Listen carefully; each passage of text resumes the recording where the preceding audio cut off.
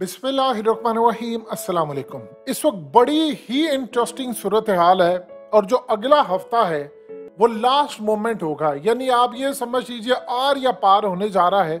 और रमज़ान का अगला जो हफ्ता है वो बड़ा इंपॉर्टेंट है। उसकी वजह यह है कि इंतखाबात मुलतवी करवाने के हवाले से 4 दरख्वास्तें सुप्रीम कोर्ट में दायर की जा चुकी हैं और इनकी सुनवाई अगले हफ्ते शुरू होगी। इसमें स्पीकर पंजाब और केपी के तहरीक इंसाफ की मुश्तरका दरख्वास्त है।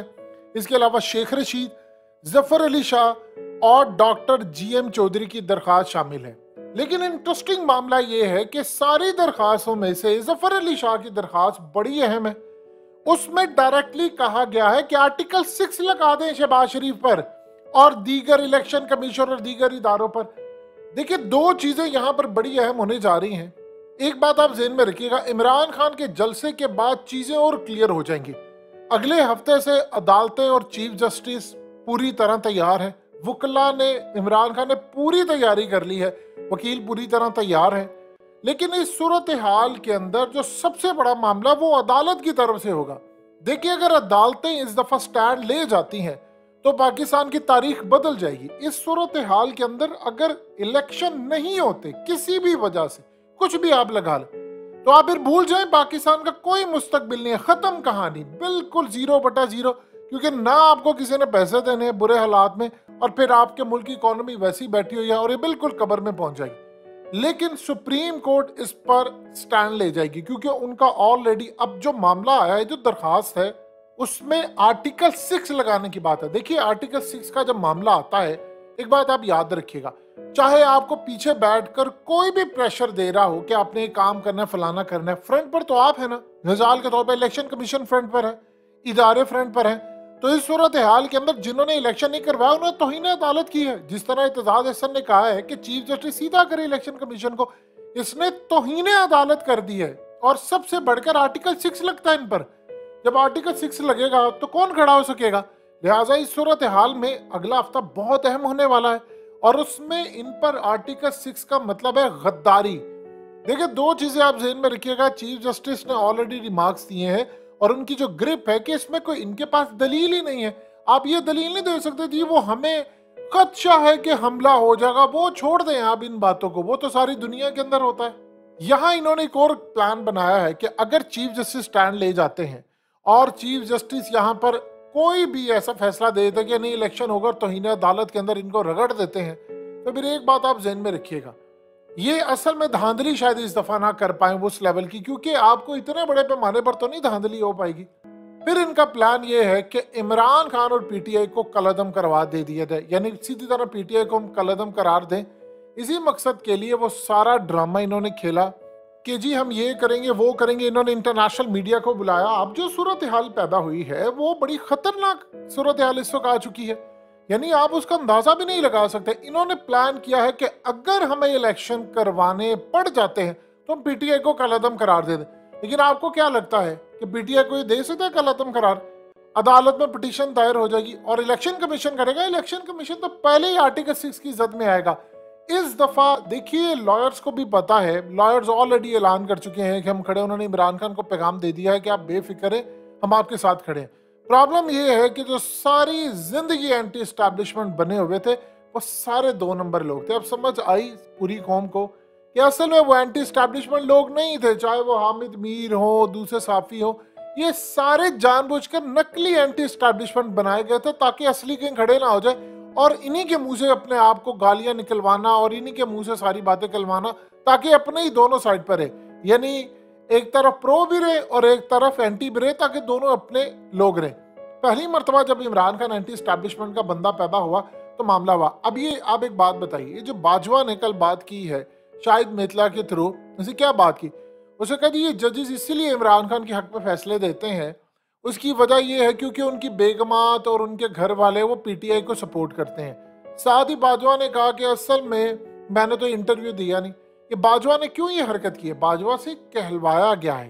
कौन? आप सबको पता है किसने कहलवाया बाजवा से, ताकि जजेस पर वो इन्फ्लुएंस हो सके। देखिए, ये मेक और ब्रेक का टाइम है। अगर आपके इलेक्शन नहीं होते तो इस मुल्क के अंदर ना तो हमारे पास यानी कौम के पास सिक्योरिटी इदारों की सिक्योरिटी यानी उनकी तनख्वाहें देने के पैसे होंगे, ना जजेस के पैसे होंगे, उनकी सैलरीज मुराद देने के, कुछ भी नहीं होगा। और अक्सरियत पाकिस्तान के जो क्वालिटी पीपल होंगे वो मजीद मुल्क छोड़ जाएंगे। तो आप ये भूल जाएंगे सूरत हाल में, ये इनके लिए भी बड़ा एक मोमेंट है कि जिस पर आप मेक और ब्रेक कर सकते हैं। अब जजेस का जो अब तक का जो टन्योर नजर आ रहा है वो सारा ठीक है, सिवाय इस चीज का कि ये जो हालिया मामला हुआ है और उस पर अभी तक कोई सो मोटो नोटिस नहीं लिया गया। देखिए चीफ जस्टिस शायद ये भी सोच रहे हो कि जी मैं अगर सो मोटो नोटिस ले लेता हूँ तो उसके बाद ये कहेंगे जी देखा इसने ये कर दिया वो कर दिया, लेकिन ये मेक एंड ब्रेक वाला मामला है, आपको इलेक्शन करवाना पड़ेगा। अगर आप इलेक्शन नहीं करवाएंगे तो पीटीआई वालों ने तो अभी काम ये किया है कि वो मिल रहे हैं सफीरों से, और उसके बाद इमरान खान ने काम ये किया है कि जितने ऑफिसर्स हैं या अपने जो लोग हैं जिनको मार पड़ी उसकी पूरी एक फाइल तैयार करके वो अपने अरकान के जरिए अमेरिका समेत दुनिया भर के अंदर खत लिखवा रहे हैं। देखिए इन्होंने हमारे साथ क्या जुल्म किया। आप खाली अजन मशवानी की मिसाल ले ले, दिन दहाड़े लाहौर से एक बंदा अगवा हो जाता है और 3 दिन हो गया अभी तक उसका कोई पता नहीं है। यानी पाकिस्तान की 75 साल तारीख में हमने बड़े बड़े जुल्म देखे, लेकिन ऐसा जुल्म हमने कभी देखा ही नहीं है। अब इमरान खान पूरी तरह तैयार हैं और सुप्रीम कोर्ट पर सबकी नजरें लगी हुई हैं और पूरा पाकिस्तान बेजार है, क्योंकि अगर तो ये फैसला हो गया कि आपने इलेक्शन करवाना है तो फिर मुल्क तरक्की की तरफ जाएगा और आपको सऊदी अरब, यूएई, बाकी भी सारे आपको पैसे देंगे। अगर आपने फैसला कर लिया इलेक्शन नहीं होने तो इसका मतलब आप दुनिया को बता रहे हैं कि आपका मुल्क ना तो क्रिकेट खेलने के काबिल है ना कुछ और करने के काबिल है, यहाँ दहशतगर्दी हो सकती है। तो आप बताइए आपके मुल्क के अंदर कौन आएगा, कौन सपोर्ट करने के लिए आपको आएगा? कोई पैसा इन्वेस्टर कोई भी नहीं आएगा। लिहाजा इस सूरत हाल में असल तबाही उजीन होगी और बाद में अगर ऐसी सूरत हाल हुई तो सारी जिंदगी लोग अदलिया पर उंगलियां उठाएंगे, इदारों पर उंगलियां उठाएंगे। और स्टिल अभी भी आप देख लें जो सोशल मीडिया पर कैंपेन चली हुई है, यानी आप उसका अंदाजा नहीं लगा सकते। इनको अंदाजा नहीं है इस बात का कि अगर अवाम यानी इलेक्शन नहीं होते आपके पैसे सैलरीज अवाम के टैक्स कैसे देगी अगर आपके हालात ही नहीं है? बताएं तो सही। आज आप अपना प्लॉट बेचने के लिए पाकिस्तान में चले जाएं तो आपको बायर नहीं मिलेगा, खरीदार नहीं है मार्केट के अंदर, ट्रेडिंग नहीं हो रही है। इंटरनेशनल सतह पर जितने ओवरसीज पाकिस्तानी मोस्टली इमरान खान के सपोर्टर्स हैं, उन्होंने फैसला कर लिया है कि उन्होंने पाकिस्तान के अंदर किसी तरह की कोई इन्वेस्टमेंट नहीं करनी। यानी ये पाकिस्तान की तारीख में हमने कभी ऐसे मोमेंट्स देखे ही नहीं है कि कभी ऐसा हो जाए कि लोग बिल्कुल मायूस हो जाए मुल्क से और बिल्कुल बेजार हो जाए। अगर चीफ जस्टिस ऑफ पाकिस्तान ने इलेक्शन कमिश्नर को उड़ा दिया इसमें, तो आप यकीन कीजिए ये इतनी बड़ी फतह होगी कि उसके बाद बाकी इदारे भी ये सोचेंगे कि भाई हमने आज के बाद किसी भी नामालूम में किसी शख्स से कोई किसी तरह की डायरेक्शन नहीं लेनी। अगर यहाँ पर सूरत हाल ये है कि पीटीआई वाले फारिग हो जाते हैं, यानी ये इलेक्शन नहीं होते, कोई दरमियानी रास्ता निकाल दिया जाता है, तो फिर आप ये समझ लें बस इस मुल्क का फिर अल्लाह ही हाफिज है।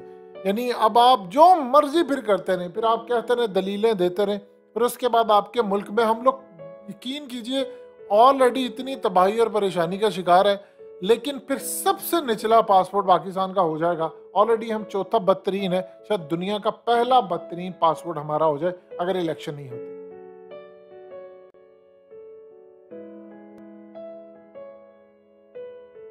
हकीकत टीवी को सब्सक्राइब करना मत भूलें, वीडियो को लाइक करें, शेयर करें और कमेंट सेक्शन में अपनी राय का इजहार जरूर करें।